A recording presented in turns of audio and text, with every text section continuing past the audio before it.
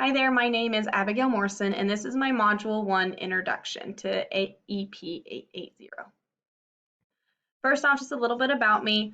I grew up in a family of 6 at 14 miles west of Great Bend, Kansas on a farm.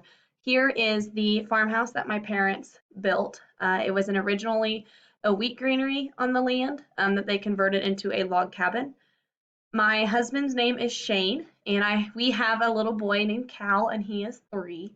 Uh, his family farms as well, and so now my son gets to grow up much like I did, and being around cattle and tractors. And so I think that's great. A little fun fact that really makes me who I am is that my sisters, this is all 3 of us right here, we are all in the education field. My older sister is the one that really got us into it. She kind of convinced us how great teaching was many years ago. And she is now the special education assistant supervisor in Derby, Kansas for the Derby School District. And then my little sister, she is a kindergarten teacher in Manhattan. So it's kind of fun to bounce ideas and hear what is going on in other districts. Moving on, I did go to Fort Hays State. I played softball for the university. Roll Tigers, that was a long time ago, but fun to always get back and watch the university. And then currently I am a kindergarten teacher at Jefferson Elementary School in Great Bend, Kansas. I have been there for 6 years. Elementary will always be where my heart is at. Kindergarten is where my heart is at. Props to you high school and middle school teachers. You guys are saints. I don't know how you do it. I would rather have 5 and 6-year-olds every day. And then when it comes to who I am, coaching and sports have always played a big role in my life. My dad, who is 65, still coaches youth sports and is practicing and still getting involved with youth, and I think that's great. And so I went ahead and I tried to fill in some of his footsteps. And I have currently coached volleyball for Great Bend High School for 2 years, and I coached softball for 6 years. I am a firm believer that coaching and sports play a big role in who I am. So I hope that my little boy gets to carry on and gets involved in athletics as well. A little bit about my family background. My family is very big with who we are and I never really thought about the traditions that my family have up until this assignment. But we are an Irish-German heritage. My dad brings the Irish, but a little fun fact, my little boy, who is our little miracle child, he is the only redhead out of 8 grandchildren. And so we always joke that he's the one that is the true Irishman in the family. But some of our traditions that we have, every family member wears the Celtic cross. We either have a tattoo or a necklace of it, and that we hold that close to our hearts every day. And then all of my family members all wear the 4-leaf clover necklace. We always feel that we have the luck of the Irish with us. And so that's really, these 4 images really mean a lot to me. My kid, the 4-leaf clover, then the cross, and then there's my family. My family is everything. And I will do anything for any of my family members, much like all of you guys, I would say. So it's kind of nice to see that as one of the main pieces that built me. Moving on to preparing for cultural diversities, one of the resources we read, this article talked about communication and the importance of communication.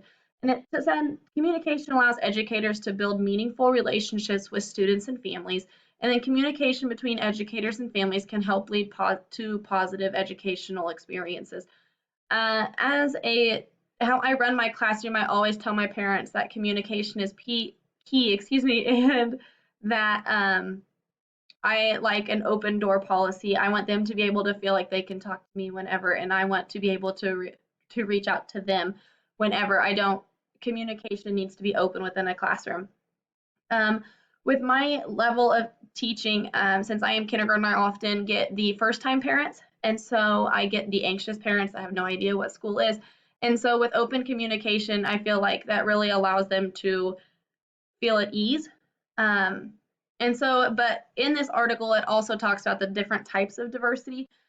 It talked about the English language learners, race, ethnicity, gender, and sexual orientation. There's a lot that goes on, but in the overall importance of this article, it just talks about how important communication is and our communication skills as leaders and teachers and how vital those can be to a school. And then cultural diversity, the sum of our parts. The big question here was, who are you? It takes 7 seconds to make an impression to others and to take in impressions of others as well. And then some of the key elements that they talked about in this video was the perspective of, what do we see first? And then the diversity of who we are on the outside, identity of what have we experienced, the strengths, the past strengths and weaknesses. And then one big portion of this that I got was to get to know one another. In another class I took this fall, it talked about listening. And when we get to know one another, they talked about listening, and are you listening to respond, or are you listening to understand? And so I think when she talked about this in the video, get to know the people you work with, get to know your families, get to know your students, get to know them so you understand them. And then the policy, the healthcare is the heart of who we are. It's past time to appreciate cultural diversity. One portion of this that I'd kind of never thought about up until this point was the people feel pressured to adapt to the culture. I've never had to adapt to a new culture, and so I don't fully understand what that feeling is like. But I thought that was interesting to hear someone say that. And then teams made up of a diverse group of individuals are more likely to develop new products, better at problem solving and making decisions. And then a diverse group of people allows for various points of view on a situation, more initiative and productivity increase. I think of this when us as teachers, you go into a building, you've had teachers from all different levels of experiences, and it's our job to take all those experiences and all that information and build on that. And so it really made me think of an elementary school and a team, and how all of these teachers work together to get these little kids from 5 years to 12 years old going in the right direction. And then the challenge of cultural diversity. Cultural diversity is defined as the many cultural, racial, and ethnic groups in society. It did talk about 2 types of racism. Explicit racism was negative behavior towards members of a particular group that are overt or intentional at the same time. One of the examples was a hate group. Currently, we know what's going on right now in the world, and we see this. It's been in the news. And then implicit racism is negative behavior towards members of a particular culture group that is covert or unconscious. And then that's people fearing or distrusting. We see that right now. And some of those topics can get a little touchy, but we know what's going on. And then one element of this, the tri-component model of attitudes, I thought that was interesting because cognitive, the assumptions about a group, and then the affective, the feelings, both of those I didn't realize were put together to make prejudice.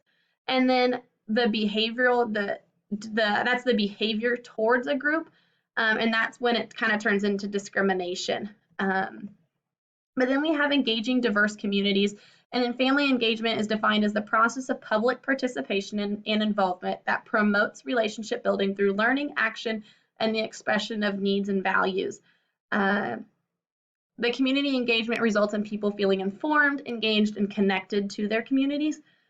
And then I talked about the 3 milestones, and then that was the getting to know the community, connecting with the community partners, and picking the strategy.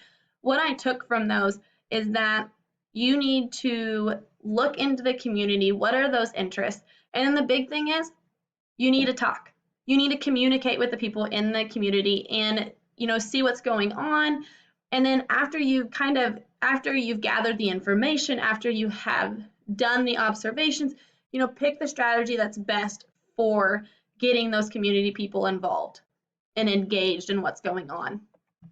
The familiar characteristics, community and state, we do see some implicit and explicit racism.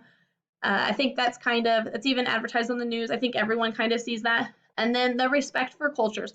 One thing that I will say that Great Bend does very well is that we have a very large amount of Hispanic population in Great Bend.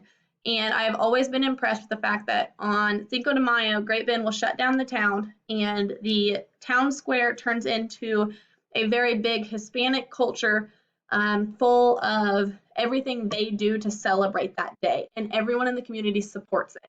And I always think that's so big because that shows that Great Bend as a whole is willing and they want to understand what is going on. And most of the time, everyone goes down and supports it. And in the school self and building, building relationships and culture, that's a big one. That's everywhere. That's not just in school, but that's in every job. Diversity amongst students, the ELL, race, and sexual orientation. At my school, I have 2 ELL students. And we have another elementary school that is the entire school is ESL students. And so there's a big difference there. And but learning from one teacher to another, it's interesting to hear those teachers talk. And then the respect for cultures and then teamwork amongst staff to help strengthen the school.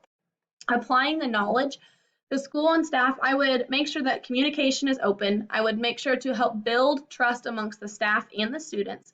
Allow for teamwork to help strengthen the school for learning experience and students' achievement. We have to be strong in order to give the best for our students.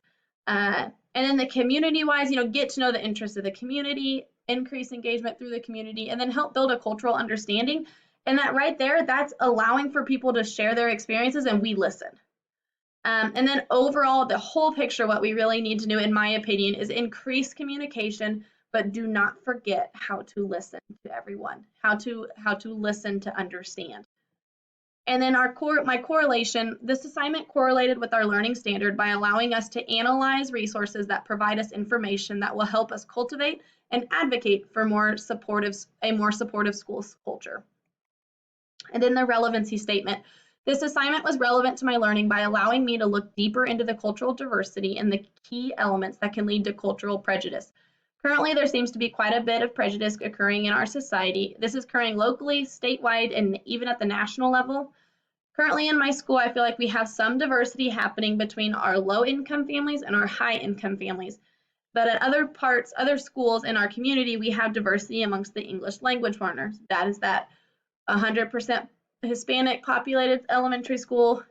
And so overall, I do not feel like our town has a lot of diversity within it. I do feel like our community tries to support the other cultures within our community, but our school district does a very good job when it comes to the relationship with the stakeholders, no matter their backgrounds. And my personal reflection. This assignment forced me to look into the interactions between groups both within my school and also the community. This subject, I feel, can be a touchy area to discuss if something is taken out of context. As a future leader, I feel like it is important to keep communication open and make sure to listen to the experiences of the staff. One thing I found very interesting is that it only takes 7 to 10 seconds to form an impression of someone or to send an impression to someone. This is something to keep in mind when meeting new people, the impression you are giving off. I believe that as a school culture plays a big role on the student achievement, so I would work hard to make sure that my staff gets to know each other so we can be the best role models for our students. I also thought it was interesting to hear about the other people feeling the need to adapt to a culture around them. We have all been in a situation where we feel like you need to adapt to the room. As a leader, I want my staff to embrace the differences and be proud of where they come from. We all have something to learn from others.